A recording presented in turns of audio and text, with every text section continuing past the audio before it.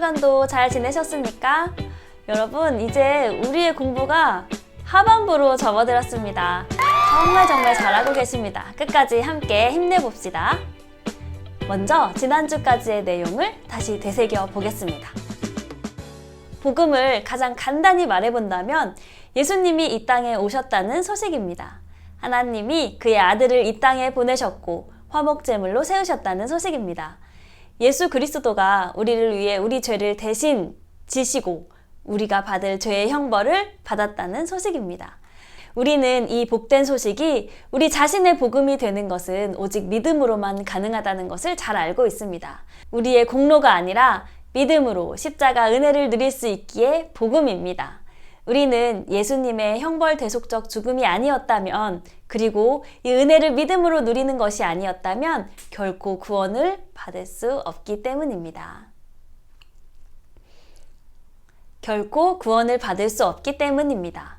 그런데 조금만 생각해보면 우리에게 일어난 모든 일은 참으로 놀랍지 않을 수 없습니다. 어떻게 이토록 죄인인 우리가 그 거룩한 하나님 앞에서 의롭다 하심을 얻을 수 있습니까? 하나님의 거룩한 법인 율법의 관점에서 우리는 얼마나 지독한 죄인입니까?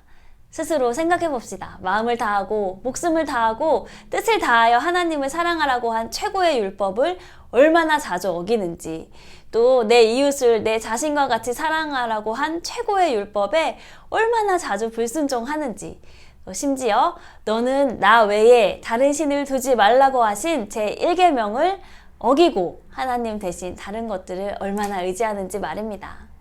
그런데 우리 같은 자가 어떻게 의롭다함을 얻습니까? 성경은 믿음으로 가능하다고 말합니다. 하나님께서 예수 그리스도 안에서 모든 것을 다 행하셨으니 믿음으로 이것을 받고 신뢰한다면 의롭다함을 얻는다고 합니다. 도대체 믿음이 무엇이기에 예수 그리스도를 믿을 때 모든 죄가 사해지고 하나님 앞에 나아갈 수 있는 의로움을 얻는다는 걸까? 믿을 때 대체 우리에게 무슨 일이 일어나길래 말입니다. 그래서 오늘은 우리가 예수 그리스도를 믿을 때 하나님이 허락하시는 은혜가 무엇인지에 대해 살펴보려고 합니다. 예수님을 주와 그리스도로 믿을 때 죄사함과 의롭다함을 얻어 구원을 받습니다. 그런데 이것은 결론이고, 성경은 믿을 때 하나님이 부어주시는 은혜에 대해서도 자세히 설명해 줍니다. 먼저 갈라디아서 3장 26절에서 29절을 읽어봅시다. 우리가 지난주에 믿음에 대해서 얘기했을 때 믿음은 지적인 동의뿐만 아니라 신뢰, 곧 순종을 포함한다고 얘기했습니다.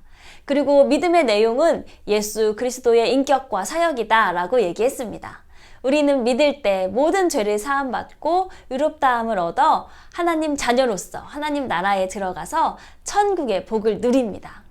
그리고 오늘 알아야 할 사실, 바로 이 모든 구원의 은혜가 베풀어지는 근거는 그리스도와의 연합 때문입니다. 그리스도와의 연합은 성령으로 이루어집니다. 우리가 예수 그리스도를 믿을 때 주님은 성령을 보내시고 부어주셔서 우리와 함께 하도록 하십니다. 사도행전 2장 33절과 고린도후서 1장 22절을 읽어봅시다. 성령은 그리스도의 영이기에 성령의 오심은 그리스도의 오심이요 성령의 내주는 그리스도와의 연합입니다. 즉 신자는 성령을 통해 그리스도와 연합하고 그 안에서 거합니다. 성령을 통해 그리스도와 연합하는 것을 세례라고도 합니다. 세례는 주 대신 예수 그리스도가 보내신 성령으로 그분과 연합하고 그분을 옷 입는 것입니다. 그래서 성령 세례라고도 말할 수 있습니다. 갈라디아서 3장 27절과 같이 말입니다. 그러면 성령에 대해 좀 더 깊이 알아봐야겠죠. 성령은 그리스도의 영입니다. 성령이 오신 것이 보혜사와 진리이신 예수 그리스도가 오신 것과 마찬가지란 의미에서 성령을 또 다른 보혜사나 진리의 영이라고도 합니다. 또 성령이 우리에게 오셔서 함께 하시는 것을 예수님이 우리에게 오신다고까지 말합니다. 요한복음 14장 18절에 내가 너희를 고아와 같이 버려두지 아니하고 너희에게로 오리라 라고 말씀하시죠. 다른 곳에서는 성령을 그리스도의 영이라고 불렀습니다. 그리고 그 다음에는 아예 그리스도라고 표현합니다. 로마서 8장 9절에서 10절을 읽어봅시다. 그렇다면 이제 연합에 대해서 알아봅시다. 그리스도와 연합했다는 것은 우리가 그리스도의 존재와 인격 그리고 2000년 전에 행하신 일과 현재 누리고 계신 지위와 영광 등에 모두 참여한다는 것을 의미합니다. 이 연합의 의미에 대해서 조금 더 자세히 설명하자면, 첫째, 우리는 존재적 차원에서 그리스도와 연합합니다. 십자가 사역에 참여한 것이 가장 중요합니다. 우리는 그리스도 안에서 예수 그리스도의 십자가 죽음과 부활에 참여했습니다. 그가 십자가에서 죽을 때 함께 죽고 그가 부활할 때 함께 부활했습니다. 로마서 6장 5절과 6장 8절을 함께 봅시다. 그리스도와 함께 십자가에서 죄의 형벌을 담당했다는 것만큼 죄의 문제가 완전히 해결되었음을 분명히 보여주는 것은 없을 겁니다. 이미 영이 부활했으니 장차 몸이 부활할 겁니다. 다시 설명하자면, 그리스도의 죽음은 우리를 위한 죽음일 뿐만 아니라 그리스도 안에서 우리의 죽음이기도 합니다. 예수 그리스도가 우리를 대신하여 우리의 죄값을 치르셨을 뿐 아니라 우리가 그리스도 안에서 죄값을 치른 겁니다. 예수 그리스도는 우리를 대신할 뿐만 아니라 우리의 대표이기도 합니다. 예수 그리스도의 부활도 역시 같은 식으로 말할 수 있습니다. 그래서 성경은 우리가 그리스도와 함께 죽었고 함께 살아났다고 말하는 겁니다. 또 연합했다라는 그 두 번째는 우리는 인격적 차원에서도 그리스도와 연합했다는 말입니다. 하나님의 아들이시며 만유의 주가 되신 예수 그리스도의 신분과 영광에 참여합니다. 의롭다함을 얻은 하나님의 아들로서 하나님의 것, 그러니까 하나님 나라, 의의 나라, 아들의 나라를 상속받았습니다. 또 그 연합의 의미 세 번째는 하늘에 오르셔서 하나님 우편에 앉으신 그 지위와 영광에도 참여하는 겁니다. 그리하여서 모든 것이 분명하게 드러날 소망을 갖습니다. 에베소서 2장 6절, 또 함께 일으키사 그리스도 예수 안에서 함께 하늘에 앉히시니, 이 진리, 그리스도와 연합한다는 진리를 성경은 다양한 비유로 표현합니다. 갈라디아서 3장 27절에서는 그리스도와 연합하는 것은 그리스도로 옷 입는 것이다 라고 말합니다. 나는 가려지고 그리스도만 남습니다. 하나님도 나를 그리스도처럼 보시고 우리 서로도 그리스도처럼 보고 대합니다. 놀랍지 않습니까? 하나님께서는 나를 보실 때 죄인으로 보시는 게 아니라 그분이 사랑하는 아들, 거룩한 예수 그리스도를 보고 계신다는 겁니다. 그리스도와 연합하는 것은 포도나무에 가지가 접붙여지는 것으로도 설명합니다. 요한복음 15장 1절에서 8절입니다. 포도나무에 접붙여져 생명을 얻고 나무로부터 모든 자양분을 받아 열매를 맺는 가지처럼 우리는 그리스도의 모든 것을 누립니다. 이것이 바로 믿을 때 부어지는 놀라운 은혜입니다. 자, 지금까지 우리가 믿을 때 성령님을 받고 그리스도와 연합한다는 사실을 배웠습니다. 그리스도와 합하여 그리스도의 안에 있는 존재를 성경은 새로운 피조물이라고 말합니다. 이 말은 그리스도와 합하기 이전에 우리는 어떤 자들이었는지, 그리고 그리스도와 합하여 어떤 자들이 되는지를 나타냅니다. 하나님은 두 명을 인류의 대표로 삼으셨습니다. 바로 아담과 그리스도입니다. 이 두 명의 대표 중 어디에 속하는가에 따라 각자의 운명이 결정되어집니다. 예수 그리스도를 믿고 그분과 합하는 것은 아담에게서 벗어나 그리스도 안에 있는 자가 된다는 겁니다. 사람은 태어날 때 아담 안에서 태어나서 처음부터 죄와 사망 아래에 놓입니다. 그런데 우리가 믿을 때 주님은 성령으로 우리의 영적 위치를 아담에게서 그리스도에게로 옮기십니다. 전에는 아담 안에서 아담의 모든 것에 참여하여 아담적인 삶을 살아왔다면 이제는 그리스도 안에서 그분의 모든 것에 참여하며 그분처럼 살아갑니다. 죄에서 의로, 죽음에서 생명으로 옮겨졌습니다. 아담 안에 있었던 이전의 나는 옛사람이고 그리스도와 합하여 그리스도 안에 있는 현재의 나는 새 사람입니다. 더 정확하게 말하면 아담은 그리스도의 모형이고 그리스도야말로 참된 인류의 대표이며 머리입니다. 아담도 생명나무에 가서 그 열매를 먹어야만 했습니다. 즉 아담도 그리스도에게로 가서 그분 안에 거하며 그분의 생명에 참여함으로써 영생을 누려야 했습니다. 아담과 끊어지고 그리스도와 합할 때 모든 인류는 죄와 사망 없이 영원한 생명을 누릴 수 있었을 겁니다. 아직도 자신이 옛사람이라고 생각하는 경우가 종종 있습니다. 그러나 그리스도 안에 있는 새 사람인 동시에 아담 안에 있는 옛사람일 수는 없습니다. 예수 그리스도를 믿어서 성령으로 인침을 받은 자는 아담 안에 있는 옛사람이 죽었으며 이제는 그리스도 안에 거하는 새 사람이 되었다는 것을 믿어야 합니다. 로마서 6장 6절, 7절의 말씀을 읽어봅시다. 믿음으로 새 사람으로서 살 수 있습니다. 이미 새 사람이며 새 사람으로 살 수 있는 지혜와 능력이 있습니다. 과거 옛사람의 모습이 나타날 때에도 믿음으로 이미 그리스도 안에서 죽은 옛사람을 실제로 죽일 수 있습니다. 골로새서 3장 8절에서 10절의 말씀을 읽어봅시다. 그런데 오해하지 맙시다. 우리의 믿음 그 자체가 어떤 효력이 있거나 공로가 되는 것은 아닙니다. 믿음을 통로로 삼으셔서 은혜를 베푸시는 겁니다. 하나님께서는 자신이 죄인임을 인정하며 하나님께 엎드리고 예수 그리스도를 의지하며 믿음으로 나아오는 자를 받으십니다. 그리고 믿는 자를 예수 그리스도와 합하게 하시고 그 안에서 그분의 모든 것을 누리게 하십니다. 예수 그리스도를 믿음으로 우리의 죄 문제가 해결된다는 것은 이미 앞에서 설명했습니다. 그것을 좀 더 자세히 설명하면 다음과 같습니다. 우리가 믿음으로 그분과 연합하여 그 안에 거할 때 하나님은 우리의 죄를 그리스도에게 담당시키십니다. 그리고 그리스도의 의는 우리의 것으로 여기십니다. 우리는 이것을 위대한 교환이라고 부릅니다. 하나님은 우리의 죄를 예수 그리스도의 것으로 여기십니다. 그리고 예수 그리스도가 우리 대신 십자가에서 죄의 형벌을 받으셨습니다. 하나님은 예수 그리스도의 의를 우리의 것으로 여기십니다. 우리는 예수님처럼 의인으로 하나님 앞에 서 있습니다. 로마서 4장 25절과 고린도전서 1장 30절 말씀을 읽어봅시다. 죄사함을 받고 의롭다함을 얻는다는 건 하나님 나라, 곧 천국에 들어갈 자격을 가졌다는 것을 의미합니다. 아브라함의 자손으로서 약속대로 유업을 이을 자가 되었습니다. 하나님은 사람이 타락하자 아브라함과 언약을 맺어서 그 자손을 구원하시겠다고 약속하셨습니다. 성경은 아브라함의 자손이 예수 그리스도 한 사람이라고 말합니다. 갈라디아서 3장 16절입니다.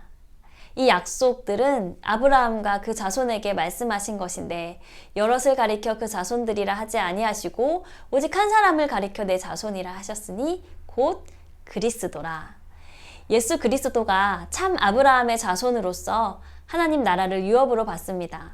참 아브라함의 자손이신 그리스도 안에 거하는 모든 신자들은 다 그리스도의 것으로서 아브라함의 자손이 되어 아브라함에게 약속하신 하나님 나라의 복을 받습니다. 아브라함의 자손으로서 하나님 나라에 들어가서 그 나라의 통치자이신 주님의 다스림에 순종하며 천국의 복을 누리며 살아갑니다. 예수 그리스도는 하나님 나라의 주이십니다. 그래서 우리는 예수님을 우리 주 예수 그리스도라 부릅니다. 이 땅에 이미 임한 하나님 나라는 주님의 통치로 나타납니다. 주님의 다스림에 순종할 때 하나님 나라를 누리며 그 순종하는 하나님 나라의 백성들을 통해서 그 나라가 임했음이 드러납니다.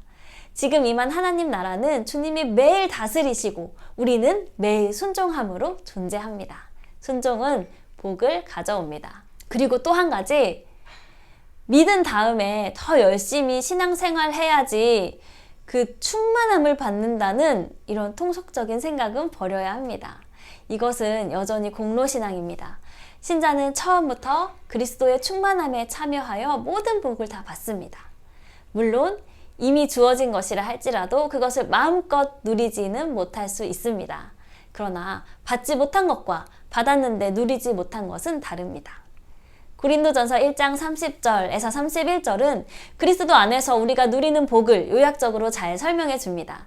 너희는 하나님으로부터 나서 그리스도 예수 안에 있고 예수는 하나님으로부터 나와서 우리에게 지혜와 의로움과 거룩함과 구원함이 되셨으니 기록된 바 자랑하는 자는 주 안에서 자랑하라 함과 같게 하려 함이라. 우리가 믿음으로 그리스도 안에 있게 되자 예수 그리스도가 우리에게 지혜와 의로움과 거룩함과 구원함이 되셨습니다. 이 의미를 다시 자세히 살펴봅시다. 예수 그리스도가 우리에게 지혜가 되셨다.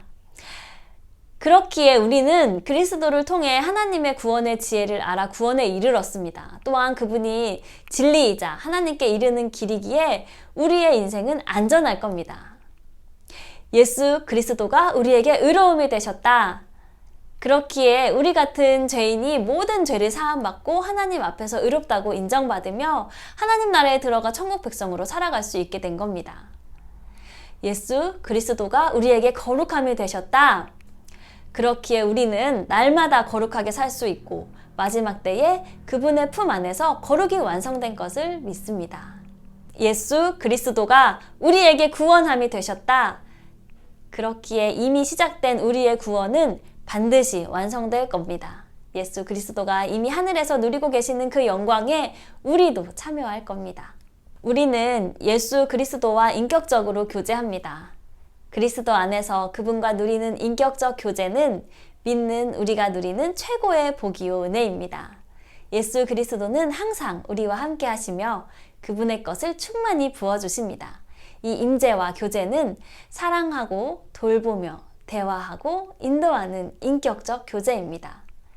예수 그리스도는 우리와 교제하시면서 자신의 지혜와 지식, 십자가에서 나타난 그분의 희생적 섬김과 사랑, 죄인을 향해 오래 참음과 긍휼함, 오직 하나님 아버지의 뜻에만 집중하고 따르는 순종, 연약한 자를 받으시고 감싸 안으시는 온유함, 사탄을 비롯한 악한 영적 세력들을 물리치시고 결박하신 강한 능력, 죄를 혐오하고 멀리하신 거룩함 등 자신의 모든 것을 우리로 하여금 누리게 하십니다.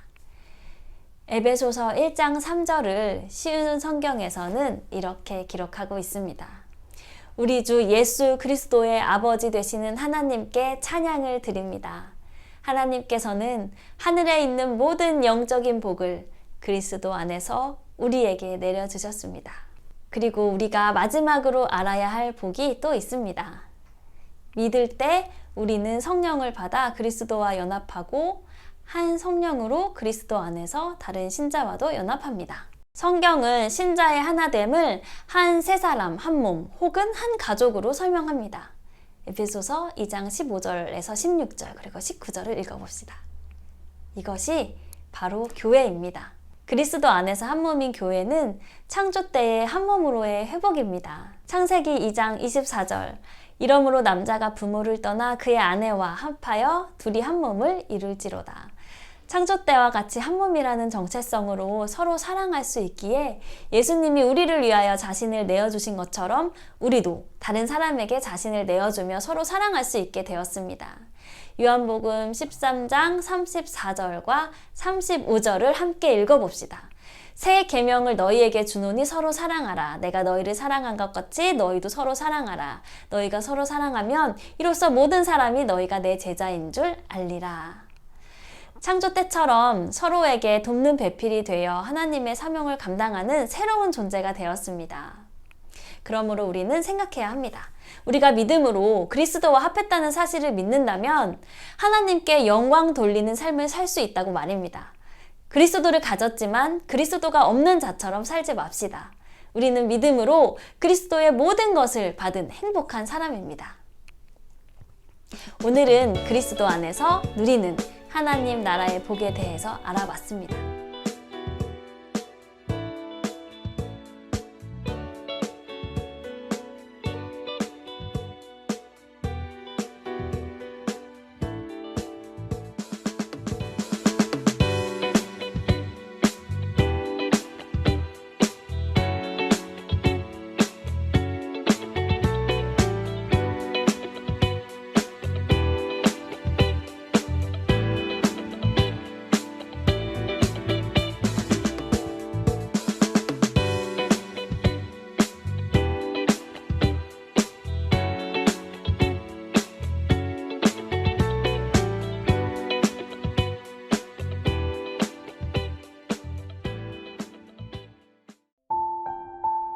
사랑하는 여러분, 우리는 믿음으로 그리스도로 옷 입은 자들이 됩니다. 나를 바라보시는 하나님의 따뜻한 눈길, 나를 기뻐하고 사랑스러워 하시는 하나님의 표정이 상상이 되십니까? 스스로 자책하고 포기하지 마십시오. 나 때문이 아니라 내 안에 계신 그리스도 때문에 우리는 살아갑니다. 우리 모두 그리스도 안에서 충만한 은혜와 능력을 맛보아 알게 되길 기도하겠습니다.